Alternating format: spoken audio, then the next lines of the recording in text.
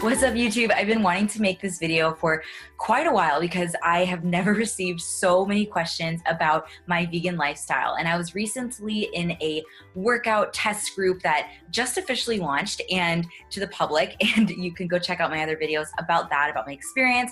And I was in that group and I did it as a vegan from start to finish, and I've kind of been bombarded with questions since then about doing that workout and nutrition plan as a vegan. And I freaking love it. I love talking about my lifestyle, about doing this workout program, plant-based, and it really makes me happy. So I'm gonna post below all of the menus that I made for that specific test group. I'll post them up in the description. But since then, I've been traveling a lot more often. I just headed back, I just went to NOLA, and I'm going on a cruise next week with my family. And I wanted to just address people who are transitioning to plant-based or are vegan, or maybe you're just a little bit curious. And I wanted to give my top travel tips because I've been asked a lot, Lauren, you're traveling to the South, you're traveling all across North America. How are you vegan in like really remote locations or places where you are friends with people who aren't vegan? Like, how do you make that work? So I wanted to address that to make it as simple as possible. And my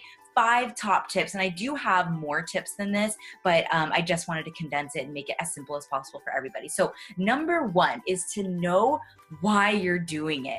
When you make this your lifestyle, it kind of just becomes second nature. You just get used to it. It's really easy. You kind of just deal with it wherever you go, but you want to make sure that you have a solid foundation built up before you travel with this lifestyle, because you are going to get people asking what you're doing, what it is, and maybe they're gonna get a little bit aggressive. So you want to know your why of why you're doing this. You wanna make it strong enough to feel completely happy with it too and be unapologetic about it. And I'm a huge believer of where there's a will, there's a way. And the best way to solidify why you're changing your lifestyle for the long haul is to do massive, massive amounts of research. So you always have that arsenal of knowledge. And a really great place to start is Netflix. We are so lucky that we have all these amazing documentaries on there. So go check out, there's like tons that I'm gonna list right now. So Forks Over Knives, Engine 2 Kitchen Rescue, Fat, Sick, and Nearly Dead, Cowspiracy, Earthlings. I believe that's on YouTube, but it's kind of graphic. And let's see. What the Health, that's brand new, that just came out on Netflix as well. I really think that whatever lifestyle you do have, at least one of those will resonate with you. And you can also check out some books like the China Study, and I'm gonna also post up in the comments or the description my new blog about my top favorite vegan resources. So you could check those out too. Look at some different cookbooks, some different books, some different movies, grocery lists, all of that. And it'll really help you solidify why you decided to have this lifestyle in the first place. So that way, wherever you go, your beliefs, that foundation will follow.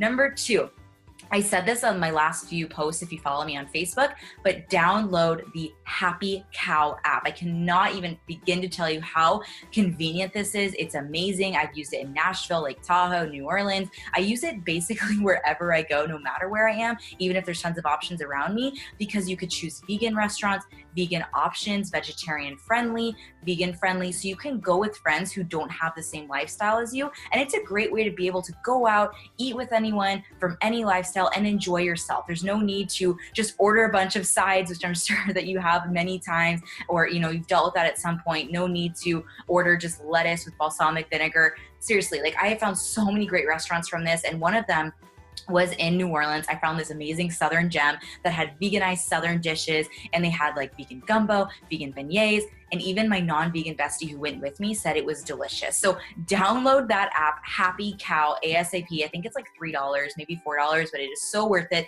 especially if you do travel for work or you just want to travel in the future. Number 3, look at the menu online and call ahead. So when you're traveling, you're probably going out a lot, or even if you just want to, travel a couple blocks away and go out to dinner with your fiance or a friend, or just your family is going out to dinner. Whenever I go to dinner with my family or when I'm traveling and there's some type of event that involves food, I always do my research ahead of time, so I'm not that person. Again, where there is a will, there's a way, right? So first, look up the place that you guys agreed on and look at the menu. Go on the menu site, search it like a hawk for what you can eat. And if you're going to a restaurant that looks like it has nothing for you, that is when you want to call them. Ask if there's vegan options, or look at the vegetarian options. Ask if they can make them vegan, and just call ahead. There's really nothing worse than ordering something, like being at a table with your friends and family, and they're all taking like 2 seconds to order, and then it gets to you and you're asking a billion questions and everyone's rolling their eyes that's with you, and you just feel shamed. You feel shamed into your lifestyle, about your lifestyle. So it sucks. So call ahead,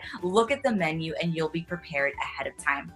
Number 4, say you are allergic to dairy. Trust me, this is so much easier than trying to describe your lifestyle. A lot of people don't even know what the hell vegan is, right? So people will take you more seriously. They're way less likely to make a mistake because they could have a lawsuit on their hands. So say you're allergic to dairy and just say repeatedly, no meat or dairy, no meat or dairy. Say it like 3+ times when you're ordering, and they're less likely to put chicken on your salad instead of tofu, which happened 2 nights ago, or they'll tell you if there's cream in your soup because you said you're allergic. So just trust me on this. You are now allergic to dairy. And number 5, lastly, veganism is not a sacrifice. It is a joy. I love that quote. It makes me so happy when I can take my non-vegan friend to go get plant-based options with me, or just at a restaurant that has options for me and they see me having it and they want to try it.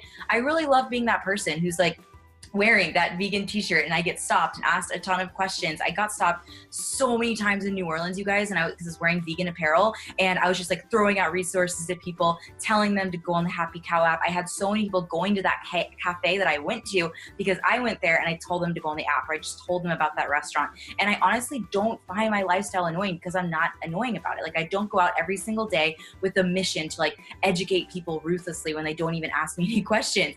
But social media is a very powerful platform. So that's why I also made a separate photo album. It's public on my Facebook, so you can see how I travel, what meals I've had, all the amazing options that I've been able to find all over North America. And I'm going to continue to add to that. So eventually I'll put the restaurant, the location, all of that, so you guys have the tools and the resources to eat whenever, wherever. And so just really have fun with it. I never push my lifestyle down people's throats. I did when I was in high school, because I feel like we all go through that really angry phase when we figure out, oh my gosh, this is what's happening. But I'm also unapologetic about my lifestyle. It's not a punishment. I'm not annoying about it, but it's a huge, huge part of who I am. So be the example. I feel like that's the best advice I could give you if you're transitioning. Just be the example. Keep doing you. Keep doing your research. Be that arsenal of plant-based knowledge.